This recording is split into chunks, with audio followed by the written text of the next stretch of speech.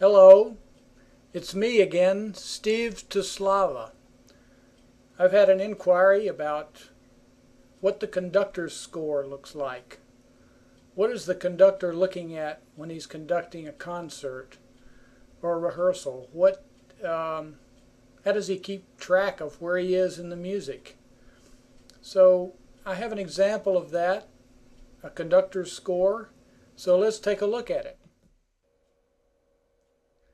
Here is the conductor's score to Tosca. It's a famous opera by Puccini.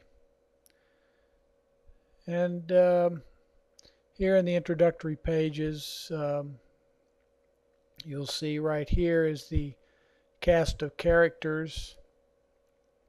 Shows all the singers, what is required, the chorus, extras. I think there's a boys' choir in this. This has got it all laid out. Then on the next page you'll see properly here the score order. It's got the complete instrumentation for everything required for this piece. You see it's in fine form, starting with the woodwinds and then going down through the brass family as I explained in the score order video, down through the percussion, violins, and then at the bottom it's got the on-stage, off-stage instruments that are required.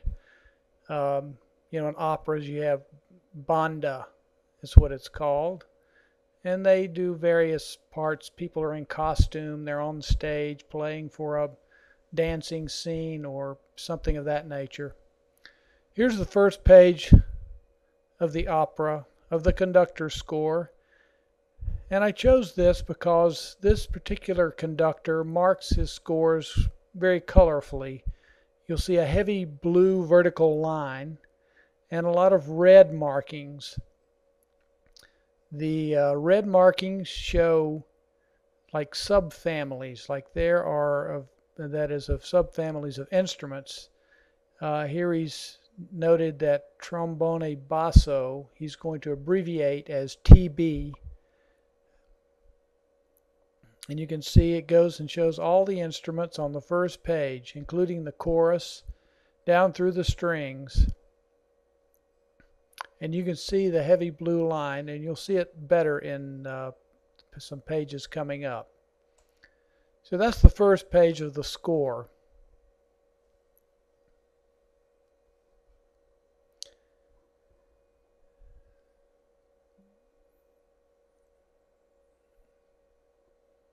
Now you can still see the red markings and the heavy blue vertical lines. Here's a close-up of the brackets. He's circled the dynamic markings. There is CL in red, which means clarinets. FG, that means fagotti or bassoons. And he put a bracket around two lines there because two lines are bassoons. You see that squiggly line there? That means to slow down somewhat, a slight retard. So he's slowing down, and then when the singer comes in, you see he's highlighted the text of the singer and in fact underlined it also in red to emphasize it.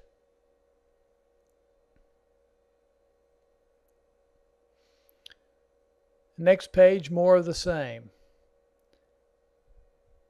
Here he's highlighted the diminuendo hairpin, circled the dynamic marking piano, and he's also abbreviated in red the names of the instruments that he wants to particularly focus on and perhaps give a cue. There's a Roman numeral 2 you'll see there. That stands for second violins. So he wants to note that the second violins come in there.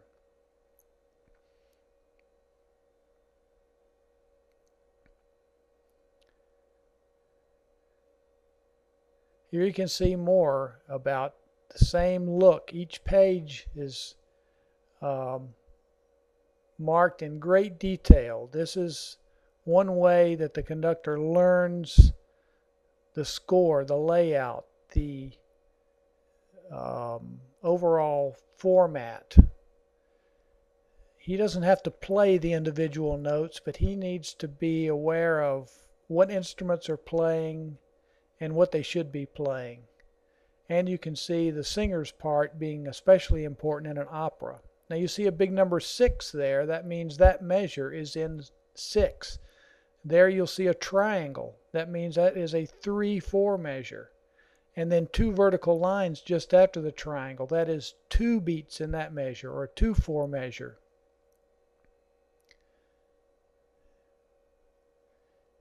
You can see those heavy blue lines going vertically. That shows a small phrase.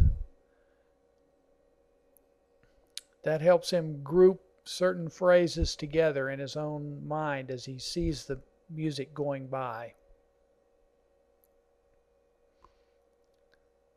See, there's another triangle and vertical lines. So that measure is in 3/4, and then 2 markings. That measure is in 2/4. And there you see some other abbreviations for some of the other instruments. You see cor, C-O-R. That stands for horns, corni. There he's got dynamic circled in red. Down at the bottom there you see FL, abbreviation for flute. And there you see HP, that's harp. And above that CEL, celeste. There's a number 4. That means that measure is in 4 beats to the measure.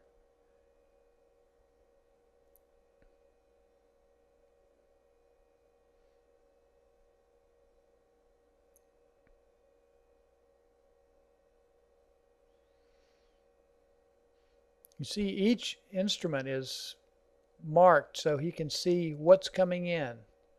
Also, you'll see those little accents in red. That's important for him. He wants to make sure that he gives the accent. There you see a red number 3 with a dot in the horn line. That means 3rd horn is playing there. There's another squiggly line, meaning to slightly slow down. See, it says col canto. So that means with the voice. So he has to follow the singer there, and there's going to be a slight slowing down at that point. There you see Roman numeral 1 and 2 over on the right. It's gone now, but that stands for first and second violins. VA stands for viola. There's the Roman numeral 1 and 2.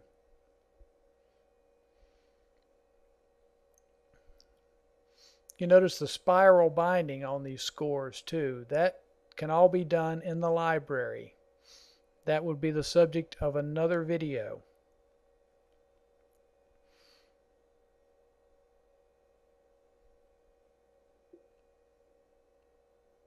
So as you can see, the conductor has gone through each page and meticulously marked what he wants to look at, what he needs as his visual cues in order to bring in the orchestra the way he wants them to come in. Now we'll see let's see a really super close-up of this. There is OB for oboe, CL for clarinet. There's a bracket and FG for fagotti. TP, trumpet, 3 trumpets there with the pianissimo circled and a red accent. CEL, celeste with the accent highlighted in red. HP, that's the harp part.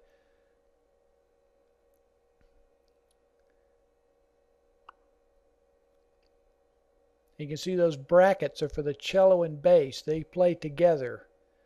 That's why the brackets are there. Now you've seen it.